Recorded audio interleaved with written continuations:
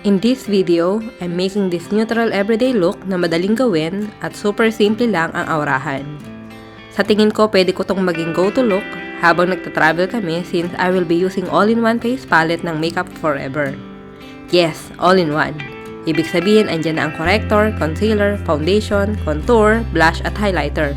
O diba? Super compact talaga.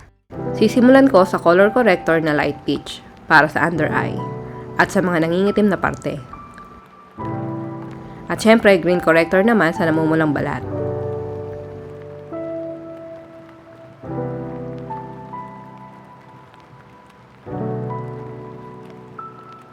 Ilalagay ko din ang concealer under the eye at sa T-zone na rin.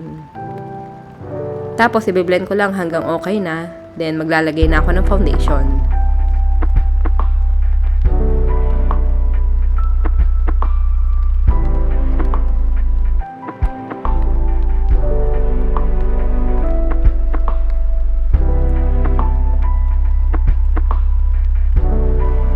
Sasabay ko na rin ang paglalagay ng contour para mas makita nyo saan ang placement ng bawat isa.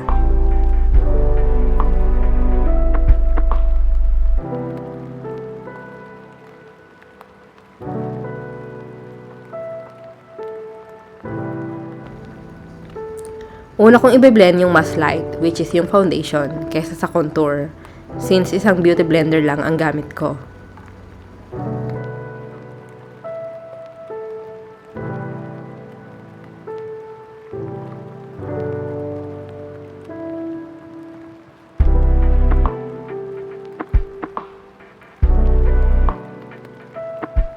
Tapos, ilalagay ko na ang blush at after ko ito ma-blend, isusunod ko lang ang highlighter.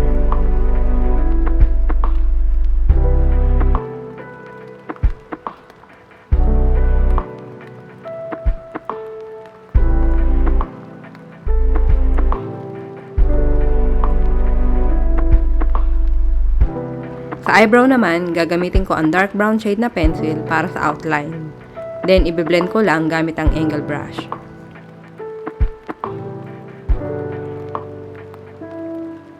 Gamit ang Artist Color Pro palette ng Makeup Forever, gagamitin ko tong matte shade na light brown at ilalagay ko lang sa crease line.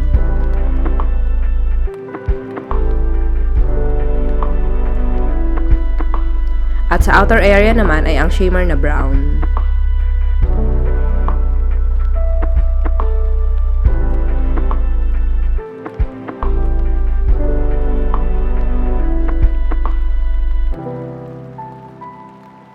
Maglagay na rin ako ng shimmer sa tear duct para mas maaliwalas tingnan. Gel liner para sa lash line gamit ang angled brush.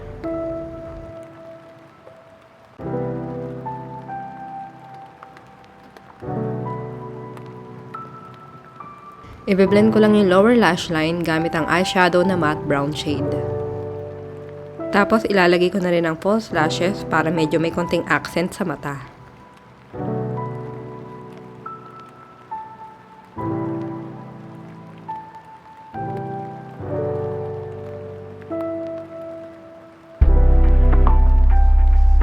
Revlon para sa lips, at ang final touch, NYX na setting spray.